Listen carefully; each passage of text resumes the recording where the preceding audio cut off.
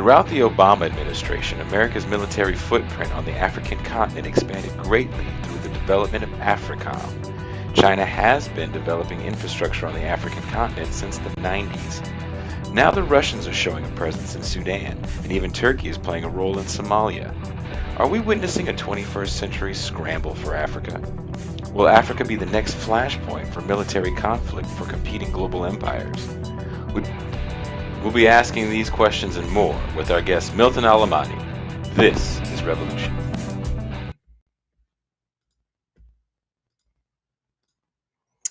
All right, welcome everyone. Happy Thursday. I'm just going to hurry up and bring our guest. I don't want to waste too much time. First, I'm bringing my co-host, my homie, my dog, Pascal Robert. Thursday. Brother, what's going on, brother? We get a little repetition. Yeah, turn your volume down. Just bringing my co-host, my homie, my dog, Pascal Robert. Brother, what's going on, brother? We get a little repetition. Can you hear me now? I hear you now. Okay. Are you getting an echo still?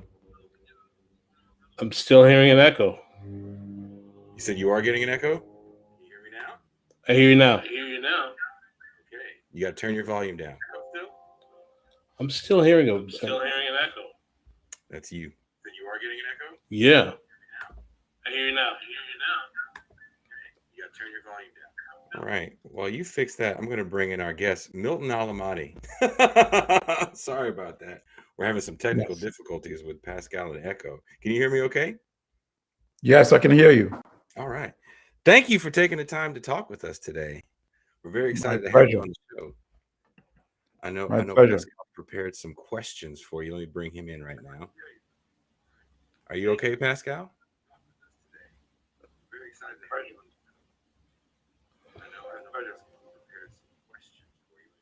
Maybe there's another device open.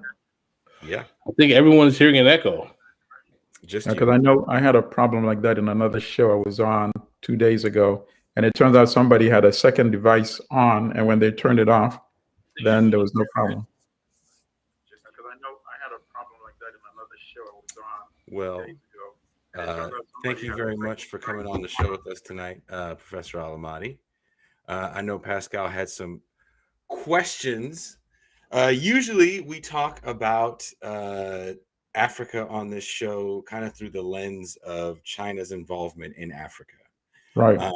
So that's another big reason why we're really excited to have you on the show, because we want to get the perspective of this involvement from Africa opposed to people that work in think tanks in China. I understood. I wouldn't say they're giving it a whitewashing, but it's just a different perspective. And also we wanted to get into Africom, if that's okay with you. Mm-hmm. You okay? I figured out what the echo was. Okay. The live stream was playing in the background. Are you ready now? Yeah, I'm ready. Okay. You ready to ask some questions? Absolutely. Sorry for the inconvenience, comrades. What happened is that the live stream was playing in another link in the background, and I wasn't aware of that, and that's what was causing the echo. But yes, Milton, we definitely have some questions for you. I'm glad you can join us. One of the first questions I had for you that hopefully you can share for us is, can you please define for us what exactly is Africom? What is its significance? What does it mean? What is its purpose on the African continent? Well, Africom is the U.S. version of NATO, I guess, for Africa. As you know, the U.S. is the predominant global imperial power. It enforces its economic and political will with its army, whether it's in Europe.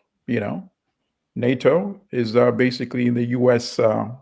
Extension of U.S. garrisons on Europe. The U.S. has flotillas that help it control the Caribbean and South America. It has troops stationed in some of those countries, and it has troops stationed in it has at least, I would say, 80 locations, garrisons on African continent, meaning some countries have more than 2 U.S. Garrisons. So Africom is basically the U.S. tool to make sure that the United States can impose its will, economic will, and political will on Africa. And you do it militarily. Africom was supposed to be based in Africa, on the African continent. But the US has not succeeded in being able to convince a single African country, even the most reactionary ones, to accept stationing Africom on the African continent. So it's based actually in Germany. I believe it's in Stuttgart, in Germany. And from there, it extends its tentacles, whether by sending soldiers that are patrolling the coastline of Africa on US ships, or sometimes, if need be, they are flown to African countries on a short-term basis or on a long-term basis. Liberia was one of the countries that many years ago had considered allowing Africom to be based in Liberia. And at that time, Nigeria told Liberia, no way, it's not going to happen. Nigeria made it known, willing, that it would be able to take action against Liberia if it had agreed for Africom to be based in Africa, on the African continent. So what the US does now is the US has massive presence, boots on the ground in African countries, but without officially announcing it that, we're stationed in this country. So you have, for example, reactionary leaders like the dictator in Uganda, basically 100% US puppet, much like Mobutu was when Congo was called Zaire. When he basically took over, when he killed Patrice Lumumba in 1961, and he was the effective power until 1997. So now you have a Museveni in Uganda who does what Mobutu used to do in the 1960s. So the US has troops on the ground in Uganda. Nobody even knows how many because the numbers are not disclosed. So basically that's what Africom is. It is the military enforcer of US will on the African continent. As you know, Africa has about 60% of the world's uncultivated arable land. Africa has the most concentration of mineral and natural resources. You name it, uranium, coltan, which is now becoming increasingly even more important because it's used to power the batteries that are going to be powering all these electric cars. And the other traditional minerals that we've always known about, gold, diamond, copper, you name it. Africa has massive concentration, not to mention oil and gas. And that is the reason why the US knows that it needs more than just being able to verbally articulate its interest in Africa. It needs a mechanism to enforce it militarily, and that's where Africom comes into place. So in consideration of that, what do you see as the role of China on the African continent, and is their presence exploitative? Is it neo-colonial? Does China demonstrate itself to be a better development partner for African countries? And what role does the development of Africom relate to the presence of China on the continent? All right. So China is not a development partner in Africa because partnership implies some level of equality. That does not exist. Is China's imperialism better than Western United States imperialism? Yes. And what do I mean by this? China at least builds infrastructure in African countries. The West does not do that. China has built roads. China has built bridges. China has built hospitals, schools,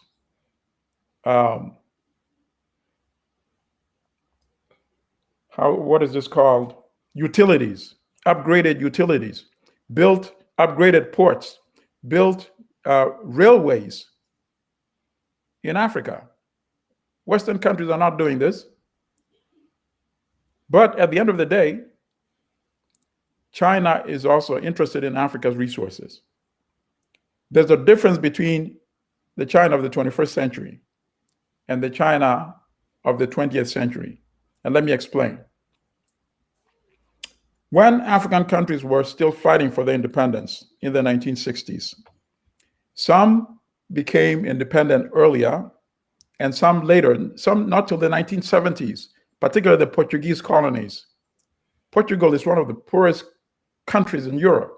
So Portugal was not willing to let go of its colonies. Mozambique, Angola, Guinea-Bissau, Cape Verde.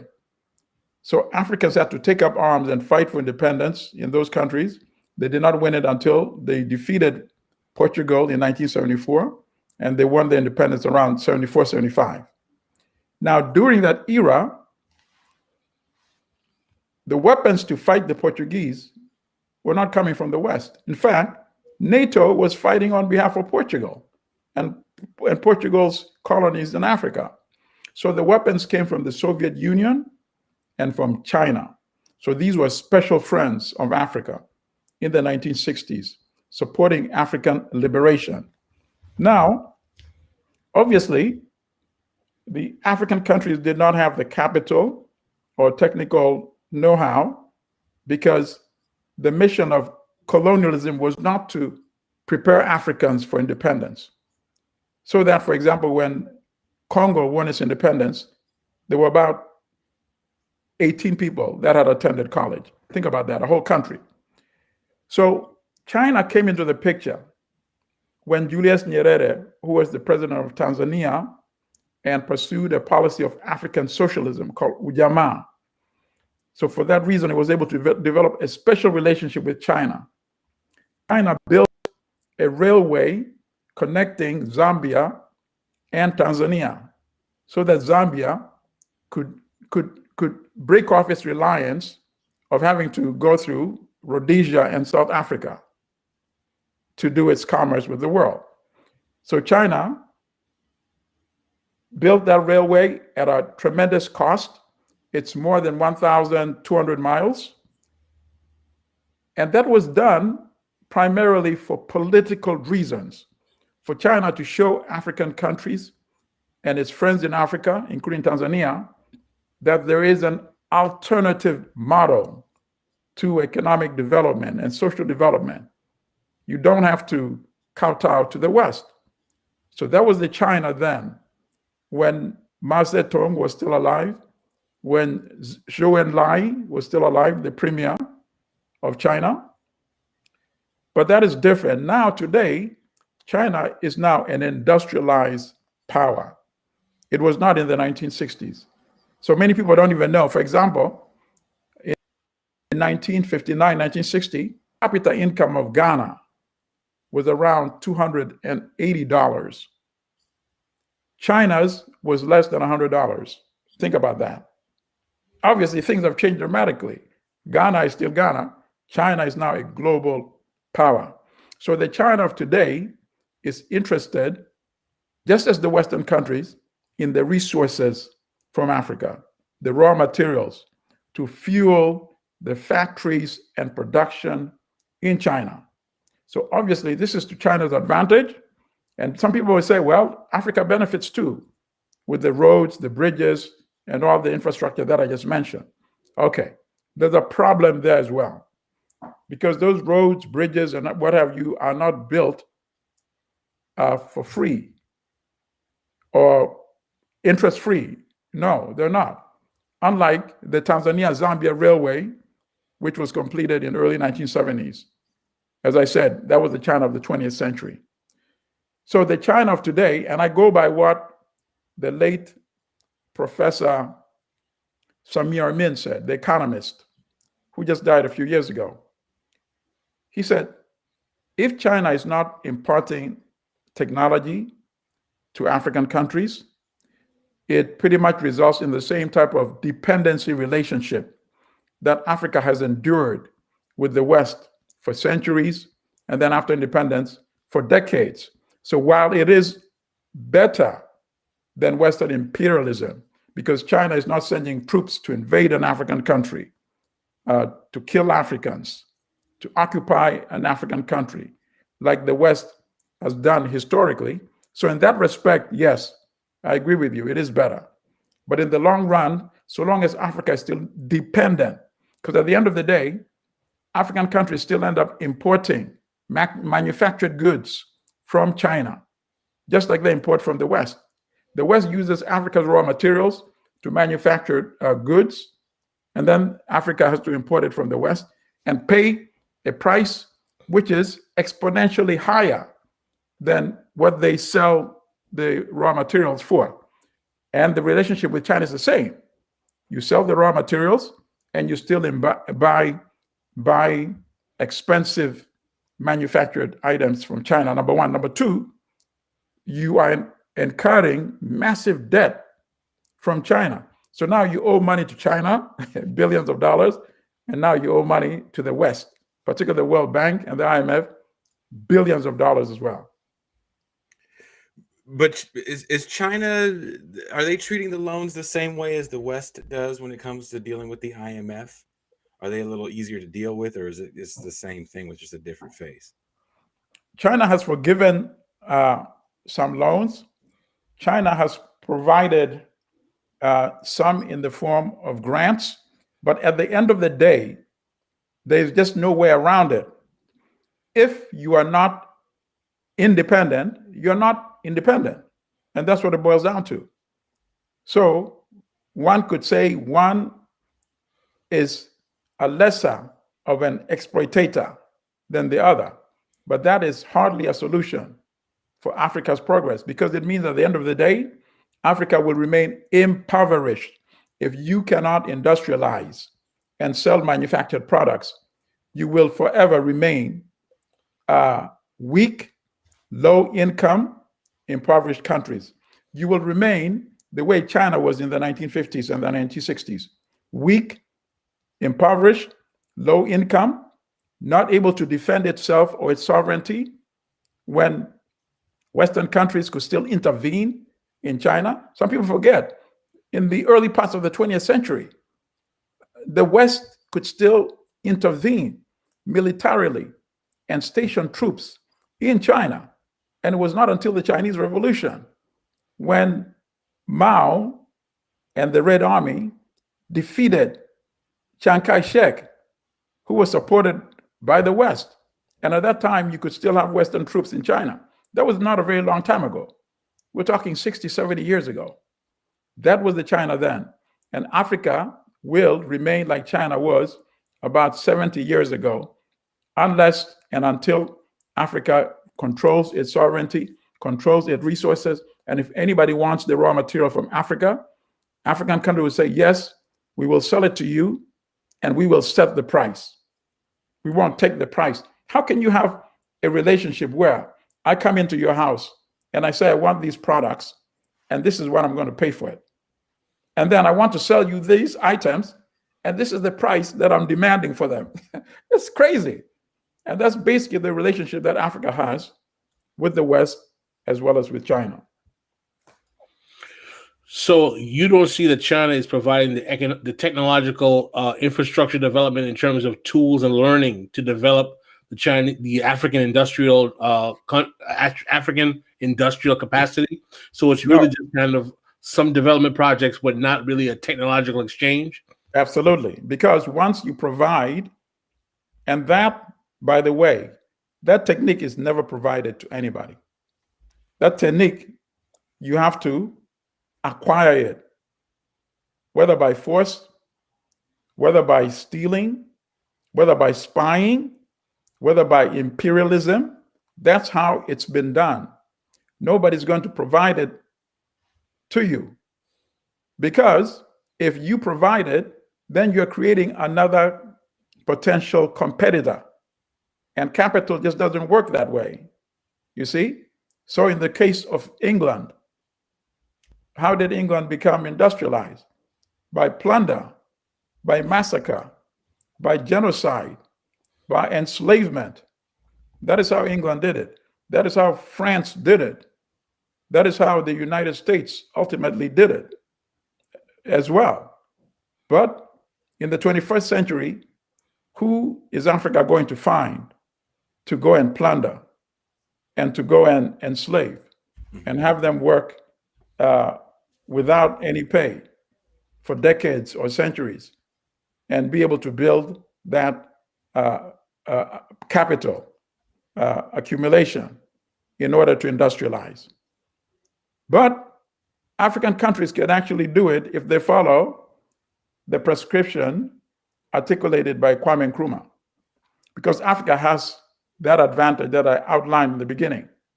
The resources are there. Mm-hmm. So no matter how corrupt of an African leader you have, no matter how big of a puppet he is, if the African people remove that barrier, that corrupt puppet dependent on the West, on China, and they start putting their political house in order, like Nkrumah recommended. Actually, Nkrumah advocated for African unity, because he said, we have the resources that they wanted before we became independent. We have the resources they're going to continue wanting after we become independent. So what are they going to do? They are going to promote neo-colonial leadership in African countries, puppet leaders, or they're going to intervene militarily in African countries, or they're going to use finances by controlling you through the loans or the so-called aid that they give you in order to access your resources. So the only solution is for us to unite as one United States of Africa. And he did it very well. I strongly recommend this book to everybody. Kwame Nkrumah, Neo-Colonialism, the Last Stage of Imperialism. And if we have time, I could even read some excerpts from it, because Nkrumah wrote this book in 1965. And in 2021, we are dealing with the issues that Nkrumah warned against in 1965. Think about that. These are serious things for us to consider. So I wanted, before you ask your question, Pascal, I just want to follow up with kind of one last thing, and maybe you guys already said this, I had to step away for a second. China is building out trade infrastructure, correct? With Belt and Road Initiative and ports and roads. Yes. Did you hear me? Okay. Oh, I didn't hear you. I'm sorry. And are they? I think you froze. You might have. I think Jason froze for a second. Oh, he's back. He's back. Are China importing their own workers to build out all this infrastructure, or is it a nice mix of some Chinese workers and a lot of native labor? No, it's not a nice mix. And that's part of the problem as well. Bringing thousands of laborers, which means Africans cannot acquire even that skill. Bringing managers as well as thousands of laborers. Yes, there are some African laborers as well, but they're still bringing thousands of Chinese laborers as well. And that goes back to not wanting to impart that technology. It is very rare that you find another country going to another country and empowering that country economically. So China can help you build access to the mines so that the minerals can be mined from the ground. They can help you build the railway and the roads to make sure that it's transported to the coast, where then it can be loaded on ships to ship overseas. But don't get me wrong, infrastructure is good. But I'm just saying, if it's infrastructure based on a dependency relationship, then it means your number one goal will never be attained. And your number one goal should be to improve the wealth and prosperity of your citizens. And you can't do it with that type of relationship. It'll be like me coming to your house, renovating your house, and then building roads that lead to my house in order to bring resources from your house to my house. And that's an equation that you cannot break until you say, I no longer want this dependent relationship. In fact, as Samir Amin also articulated, you need to be willing to bite the bullet, take some losses, endure some hardship. So you come to me wanting to pay me hundreds of millions of dollars for the minerals in my country. I would be better off saying, instead of paying me 500 million, I would rather take 300 million in cash and 300 million be in the form of technology transfer.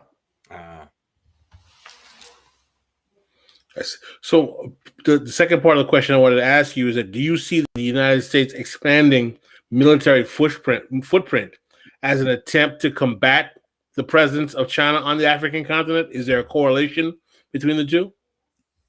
Yes, there was a correlation.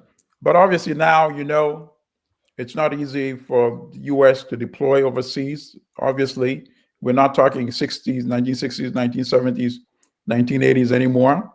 There'll be obviously a lot of backlash. There's the wars will continue in places where the U.S. is currently stationed. Wars in Africa has not been that easy, I think, primarily for one reason. Not that they haven't occurred.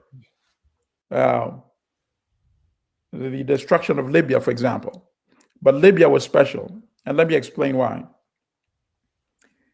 It is politically difficult for the United States to be involved in an outright war in an African country, knowing that there is a sizable proportion of the population in the United States that traces its ancestry to Africa. So it's politically difficult to sell that, and it's always been difficult. And I think that has provided sort of some form of protection for African countries. But when they can change the narrative, then war is possible. And what do I mean by this? Before the West attacked Libya and destroyed Libya, and who knows how many Libyans were killed in the bombings that went on for 8-9 months, 24/7, and all the property destruction. Clearly, a war crime, outright war crime. Libya was geographically removed from Africa. So when the NATO went to the African Union, for example, the African Union said, no, you're not going to attack an African country. They stood together. So then what did NATO do?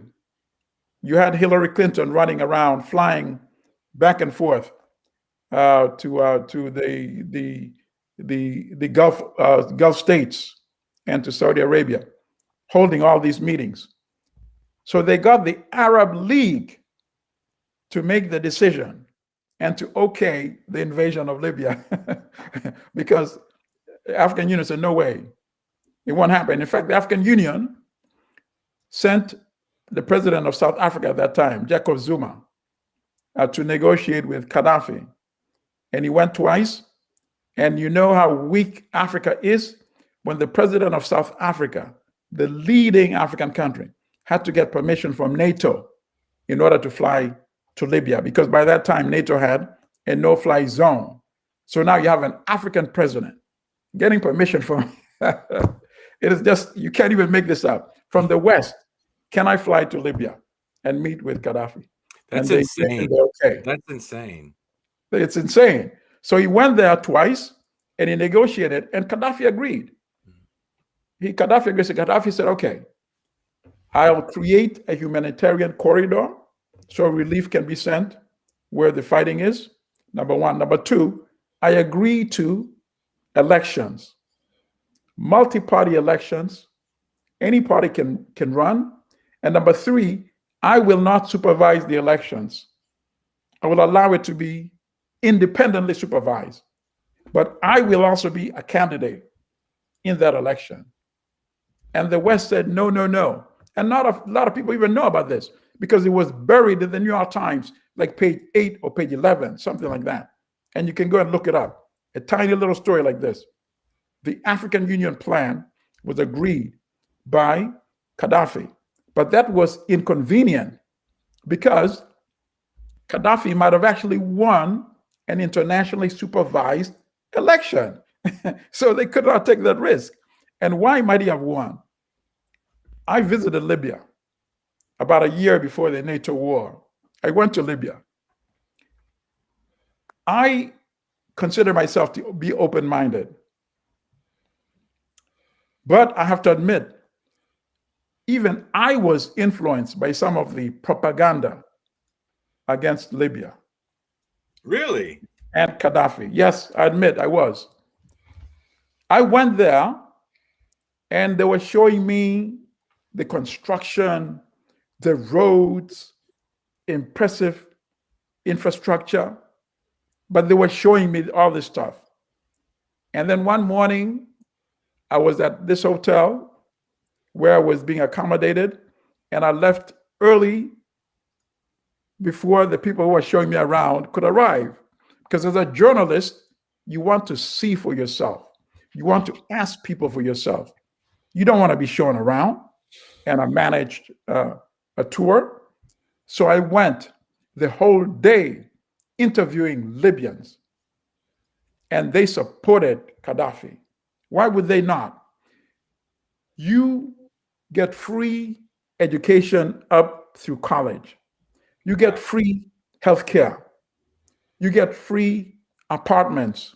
If you want to buy a house, you get an interest-free loan that can also be converted into a grant. Wow. You do not pay for your land-based phone line. The only thing you pay for is for your cell phone. Wow. I interviewed Libyan men. I interviewed young women, college students. And I said to myself, wow, I was surprised by how open it really was and how he had actually used the billions of dollars in oil wealth to build that country. And that's why I am almost certain he would have won a free and fair election. And then this is where you go back and you say his biggest mistake was not opening up the politics much earlier and creating that condition that the West could then use as a pretext to intervene on Libya. A nonsensical pretext, by the way, because the argument was that they were going to Libya to stop Gaddafi from killing his own people. And how do they do that? Bomb, bomb, bomb for about 9 months, 24/7. I mean, Wasn't wasn't today, Gaddafi? we will never let you know how many Libyans were killed through the NATO bombing. War crime. Do you have something you want to add, Pascal? So do you think the destabilization of Libya under Gaddafi was a major setback for any kind of Pan-African model or paradigm on the continent? Oh, profoundly. Profoundly. It's unleashed chaos, violence, and havoc. It is not surprising, and it's not by coincidence, that groups like Boko Haram became so much more powerful because the weapons were coming from the destroyed Libyan state. And as you notice, violence spread in other countries, North African countries, in Tunisia, in Algeria, and then, as I just said, in the west coast of Africa, and in places like Chad, all the way to the Sudan.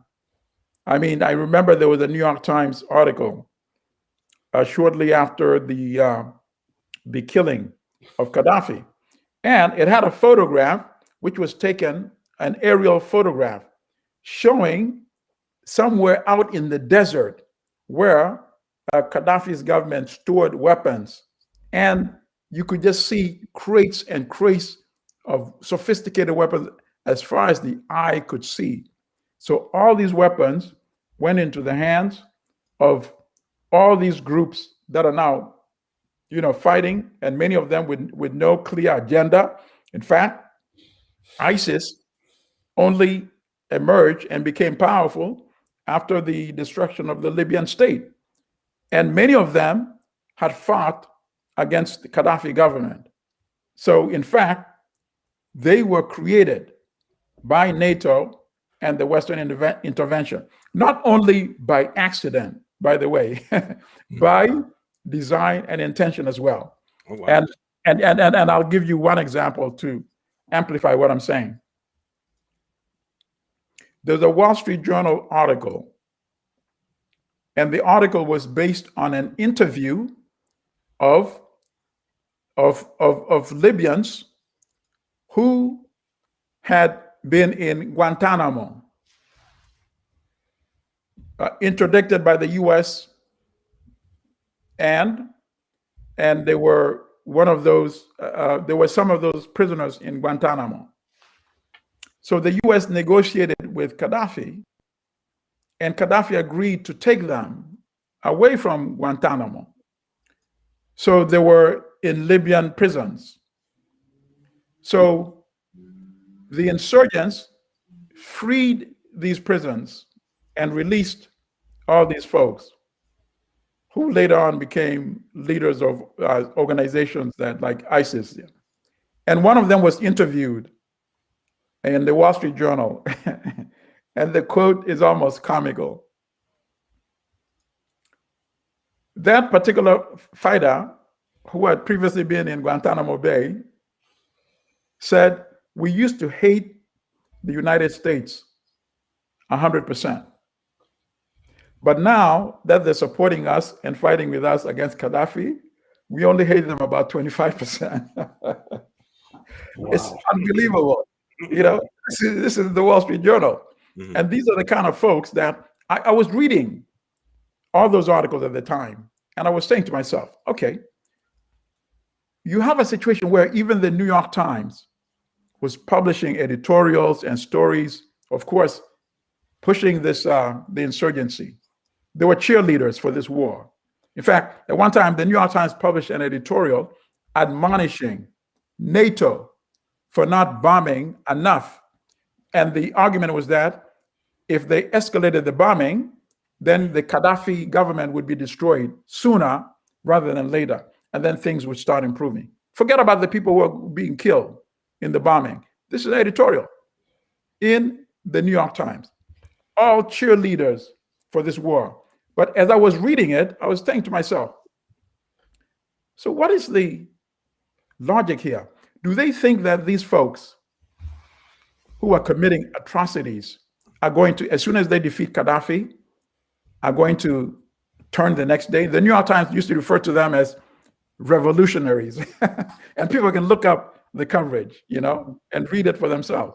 I said, are these really revolutionaries? And why was I asking that question?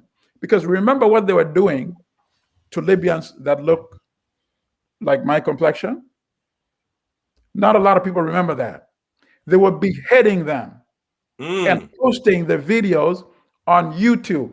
And I said to myself, any group doing this kind of barbaric murders cannot create a government that is going to be better than what Gaddafi has in Libya today. It was not, you didn't have to be genius to come to this kind of conclusion. There was one town called Tawaga in Libya. And I encourage people to look this up and look further into this horrific episode. Tawaga is spelled Tawergha. That town was populated primarily by people that look like me, a population of about 60,000. That city was attacked by this NATO, US, Western-backed insurgents. And it was depopulated. People were either driven out, or they were killed, or beheaded. And then what did they write? They burned down their homes. And then what did they write on the buildings? They wrote black slaves. They wrote brigade to cleanse Libya of black slaves. The Wall Street Journal was the only so-called mainstream corporate media to write about this.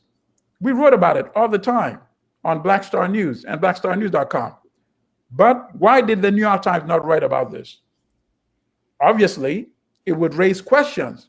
Why is the United States supporting insurgents that are ethnically cleansing and targeting Libyans that look like me and beheading that? It would make it politically unpalatable. And that's what I said in the beginning. Because there's a large constituency of descendants of Africa in this country that has always provided some protection to Africa. But now you find insurgents supported by the West killing, specifically targeting people that look like me. Oh, that would be politically a no sale, particularly when the country had an African-American president. Just think about that. So the story was just basically ignored by the New York Times, by CNN, by the BBC, all these other major Western media. How could they ignore people being beheaded? Obviously, it was not a random decision. It must have been done in concert. But the Wall Street Journal, of all the papers, because the Wall Street Journal is generally identified as a conservative, pro-capital publication, and it is. Mm-hmm. But in this particular instance, it was a legitimate news story. They did not suppress it, and they published it, and it made it. But the fact that it never made it to publications like the New York Times, it did not change the narrative. They continue pretending that these were revolutionaries, as the New York Times referred to them, and destroyed Libya. And Libya now is back in the Middle Ages, and nobody's saying Gaddafi was an angel when it came to politics, but the Gaddafi government was 10 times, 100 times better than what you have in Libya today. Libya had the highest per capita income in the African continent. In fact, it was comparable to some European countries like Portugal. But look at where Libya is today, It was a tragedy. It was an absolute tragedy. So the question I'd like to ask you, Milton, in regards to that is that now we're seeing currently that Russia is involved in terms of its relationship with Sudan on the continent. We see Turkey has relationships with Somalia on the continent. We've already discussed the presence of China on the African continent. Are we seeing a type of 21st century scramble for Africa where there's a potentiality that Africa may be the flashpoint for a major military conflagration between empires that can have long-term geostrategic ramifications? I'd like you to elaborate on that, please. All right. So the first part of the question, my response is yes. An ongoing scramble. The scramble never really ended. It's just the politics has changed. Some African states have become weaker, so they're readjusting the scramble. But it's not a new scramble. And I'm glad you used that term.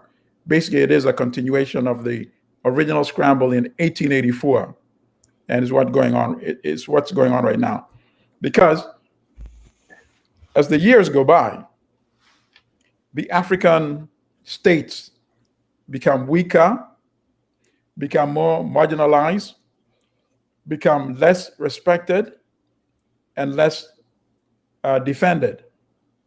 So if Western countries can go and completely ignore sovereignty and obliterate a country like Libya, what is to stop them from doing whatever they want to do in any other African country? And obviously, it's not, as you pointed out, not just limited to the West now. There are new players coming onto the scene, taking care of filling the vacuum that remains on Africa. You're not going to have a continent with all the resources that I just listed earlier, with zero military power to protect itself because they're all fragmented into all these small states. And you can't have that situation and not expect for outside countries to come and try to take advantage of these isolated, balkanized, weak African states. And that's what's going on. The resources are there. These countries that are industrializing need and want the resources. And they know they can just basically come and take it. Now, is that the only Africa we can imagine? Of course not. Because Africans that know how to build states that would be able to protect Africa's sovereignty and use Africa's resources to build wealth for Africans, people have always emerged throughout African history. Whether you go in the pre-independence era and Africans that resisted and fought against the colonial penetration, we don't even have to go that far. We can start with Nkrumah. As I outlined earlier, Nkrumah knew the dangers that lay ahead. You can start with Patrice Lumumba. That's the vision of a unified Africa that he also wanted because he was mentored by Nkrumah. You can go back and look at what Thomas Sankara did in only the 3 years that he had as leadership in Burkina Faso. He started off by changing the name of the country. He said, what does Upper Volta mean? I don't know what that means. Burkina Faso, land of the upright people. You start off with the name. I'm a Burkinabe. I'm not an Upper Voltan. And then he started questioning them. He said, I strongly recommend this documentary, Thomas Sankara, The Upright Man. Yes, great documentary. People should watch that documentary and see what Sankara was able to do within 3 years. Food self-sufficiency, education, healthcare, even attacking deforestation. They built 10 million trees. Just think about that. This is a man who was way ahead of his time. We're talking in the 1980s. And then he touched the third rail when he said, when he attended the Organization of African Unity meeting before the AU was formed, the AU supersedes the OAU now. And he said, we need to renounce the debt. This debt is holding us back, preventing us from developing, building our countries. But if I renounce it alone, I won't be alive to attend next year's meeting. And this was in 1987. But they cannot assassinate 54 African presidents. And there's a video on YouTube. If you Google Thomas Sankara and the foreign debt, or Thomas Sankara and OAU meeting 1987, that video will pop up. And you see the African leaders are nodding and chuckling because they know he's speaking truth to power. But they did not support him. And he did not live more than 3 months after that. Through French intrigue, French influence, his so-called right-hand man, Blaise Compaoré, killed him. So I say all this to suggest that Africans really know what needs to be done. You need leaders who are willing to bite the bullet and say, it's not about me just being president because, it's something that builds up your ego or what have you. It's about knowing what to do with power. Nkrumah knew what to do with power. Sankara knew what to do with power. So, you need leaders like that, conscious, that would see the benefit in coming together, forming maybe regional united countries initially, and then gradually continent-wide. Because it just does not make sense that you should have a continent that is perhaps the wealthiest in resource endowment, and yet at the same time have the most impoverished citizens in the world. Young people in Africa just should be and courage not to accept it anymore, even if it means going out to the streets and doing whatever they need to do to get rid of neo-colonial puppet regimes. It is far better for them to pay the price trying to get rid of those puppets rather than drowning as they try to cross the Mediterranean. Just think about that. Hundreds, if not thousands, drown every year, taking those rickety boats to cross the Mediterranean to go to Europe, where they can clean streets, work in kitchens, work in toilets, or work in those farms in southern Italy, like enslaved laborers. That's what they're risking their lives to do, when back home, their own countries have everything they need, minerals and land. And now you have a situation where some African governments are kicking people off the land and giving the land to so-called Western and Middle Eastern investors.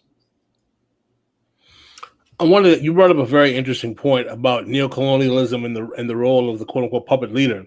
A common term, my family's from Haiti, we have in the global South, is the comprador elite. The comprador, which is the class of elites or petit bourgeois who basically worked at the behest of the foreign colonial power to the detriment of the indigenous population. What do you think has been the neocolonial role of the comprador elite on the African continent in undermining the potentiality of African sovereignty, development, and economic empowerment in the country?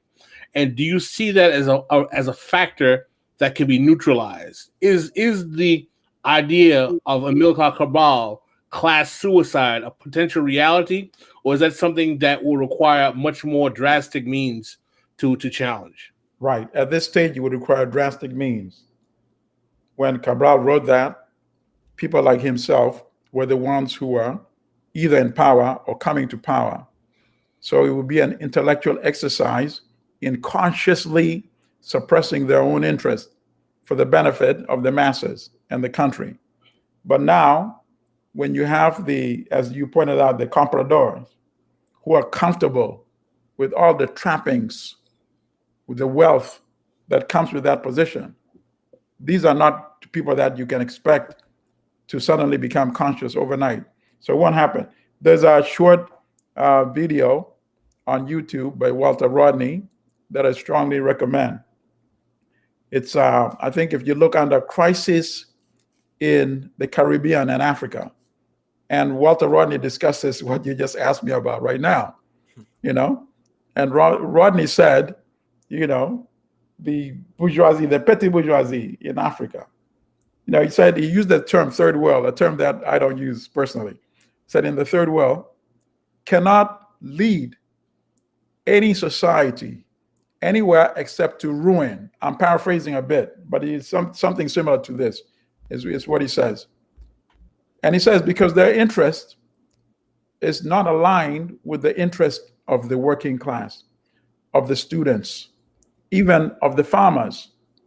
So basically, they are now serving the role that the European colonial governors used to serve before independence, So they basically sign deals with the IMF or the World Bank, and then they impose those conditions. So in other words, what Rodney said was that the West want to have a system in Africa that duplicates what they have in the Western countries. You have a small elite monopolizing political power and monopolizing capital. So if you find your stepchildren playing that role in Africa on your behalf, then you here and your partners in Africa, the comprador, you are now exploiting the workers in Africa, exploiting the farmers in Africa. Then you're both happy. The elite of the West are happy. The reactionary elite in African countries, they're happy. So You cannot expect them to wake up one day and say, we have a change of heart. We need to do right by Africa. No, normally they have to be removed. And Rodney said, ultimately, you need to have parties that pursue the interest of the people that need to benefit from the programs. And these are the workers, these are the farmers, and these are the students. In fact, Rodney said this has always been the problem when we talk about Africa. We always talk about, what role can we play in changing the dynamics and the structure. He said that's the wrong way to look at it. He said the question to ask is, who are the people best placed in a position to really fundamentally change Africa? And he said at the risk of even eliminating himself, then you would have to agree that the workers, the students, and the farmers. So you need parties that represent their interests. In other words, parties that they would create and they themselves would lead, that only then can they really exercise power in Africa. Does that class consciousness exist on the African continent?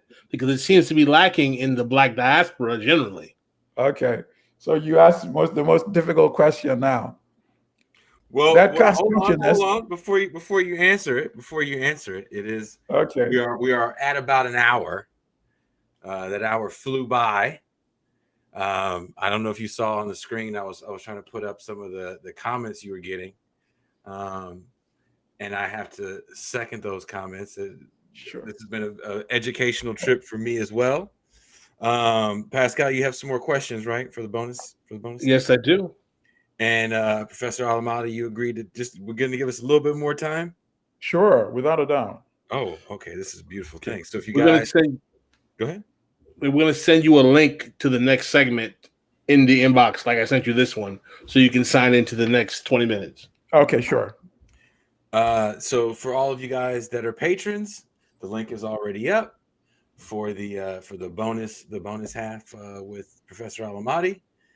For newcomers that are watching the show tonight, welcome. We were on Nomiki Khan's show earlier today, Pascal and I, advertising this show. They had asked us, they're like, is there anything you guys want to talk about? We're like, why, yes, there is. We want to talk about the scramble for Africa. So we got to go on the show and definitely do a great trailer for this one.